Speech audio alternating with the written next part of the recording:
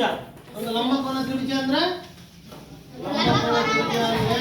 ಒಂದು ಲಂಬವಾಗಿರ್ಬೇಕು. ಒಂದು okay. Next ಒಂದು ಲಂಬ ಕೋನ ತ್ರಿಭುಜ ಹಾಕೊಂಡ್ವಿ.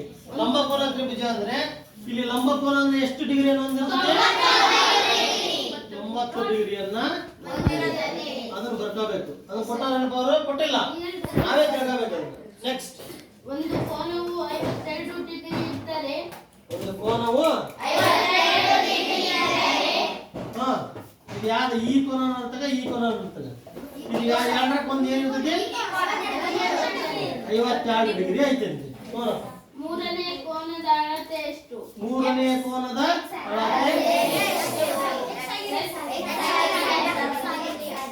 ಮೂರನೇ ಕೋನದ ಅಳತೆ ಏನು ಗೊತ್ತಿಲ್ಲ ಅಂದ್ರೆ x ಆಗಿದೆ. ಅವಾಗ ನಾವೇನ್ ಮಾಡ್ಬೇಕು? ಒಂದು ಕೋನ x ಐತಿ, ಇನ್ನೊಂದು ಕೋನ 90 ಡಿಗ್ರಿ ಐತಿ, ಇನ್ನೊಂದು ಕೋನ. ಇಲ್ಲಿ ಏನು ಯೋಚನೆ ಮಾಡ್ಬೇಕು ನಾವು?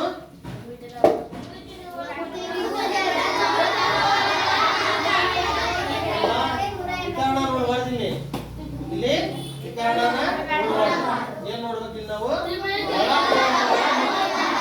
ಯಾಕಂದ್ರೆ ಬಾಹುವನ್ನ ಕೇಳಿದಾಗ ಮಾತ್ರ ವಿಕರ್ಣವನ್ನ ಕೇಳಿದ್ರು. ಇಲ್ಲಿ ಏನ್ ಕೇಳಿದ್ರು ಅವ್ರು? ಬಾಹು ಕೇಳ್ಯಾರ, ಕೋನದ ಅಳತೆಯನ್ನ ಕೇಳಿದ್ರು. ಒಂದು ಕೋನದ ಅಂದ್ರೆ ನೀವು ಮೂರು ಕೋನಗಳನ್ನ ಕೂಡಿಸಿದ್ರೆ ತ್ರಿಭುಜದ ಒಳಕೋನಗಳ ಮೊತ್ತ ಏನ್ ಬರ್ಬೇಕು?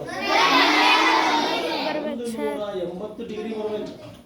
ಅವಾಗ ಇದು x ಅನ್ನ ಇಲ್ಲೇ ಬಿಟ್ಕರಿ, ಇದನ್ನ ಎರಡು ಕೂಡಿಸಿದ್ರೆ ಎಷ್ಟು ಬರ್ತದೆ? ಅವಾಗ x ಅನ್ನ ಇಲ್ಲೇ ಬಿಟ್ಕೊಂಡು ಪ್ಲಸ್ ಇದ್ದದ್ದು is equal to 4 ಬಂದಾಗ ಏನಾಗ್ತದೆ? ಅವಾಗ x is equal to 180 ರಾಗ